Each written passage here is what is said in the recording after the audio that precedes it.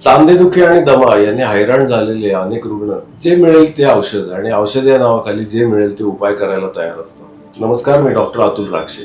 मध्यंतरी आमच्याकडे क्लिनिकमध्ये एका बाईंनी एक पुडी मला दाखवायला आणली. त्यांनी मला सांगितलं की ही काय मी कुठल्या औषधाच्या दुकानातून किंवा डॉक्टरकडून घेतलेली नाही. आमच्याकडे एका माणसाकडे खूप गर्दी असते, त्याच्याकडे हे सांध्यांसाठी आणि दम्यासाठी ती पुडी तो देतो. त्याच्यातली इन्ग्रेडियंट्स आम्ही तपासली. त्याच्यावरती आयुर्वेदाची काय औषधांची नावं लिहिलेली होती. ज्येष्ठ मध, त्रिफळा, हिरडा बेडा, आवळा आणि इतर. त्याच्या आतमधला इन्ग्रेडियंट आम्ही तपासल्यावर आमच्या लक्षात आलं की त्याच्यामध्ये मोठ्या प्रमाणावरती स्टिरॉइडची गोळी भुकटी करून घातलेली. आता हे जे स्टिरॉइड्स आहेत हे अत्यंत आपत्कालीन किंवा अत्यंत इमर्जन्सी केसेसमध्ये ठराविक पद्धतीने हळूहळू कमी करत नेऊन आणि वैद्यकीय सल्ल्याने वापरायची औषधं आहेत. त्याचे दूरगामी किंवा अनेक दिवस घेतल्यामुळे मोठ्या प्रमाणावरती शरीरावर दुष्परिणाम होतात. त्या बाईंचं स्वतःचं वजन खूप मोठ्या प्रमाणावरती वाढत चाललं होतं.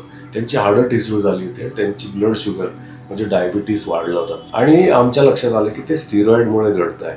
अशाच प्रकारे संधिवातासाठी किंवा आमवातासाठी ज्या वेळेला खूप वेदना होत असतात त्यावेळेला स्टिरॉइडच्या सोबत पेन किलरची पण भुकटी घालून अशा प्रकारच्या पुड्या तयार केल्या जातात. या पुड्यांवरती कुठल्याही पद्धतीचं औषध कंपनीचं लेबल नसतं किंवा कुठल्याही प्रिस्क्रिप्शन शिवाय ते दिलं जातं आणि त्यामुळे आपल्या समाजामध्ये मोठ्या प्रमाणावरती आयुर्वेदाच्या नावाखाली हा विचित्र प्रकार चालू आहे. माझी तुम्हाला हात जोडून विनंती की वैद्यकीय सल्ल्याशिवाय अगदी आयुर्वेदिक जरी असलं तरी औषध घेऊ नका.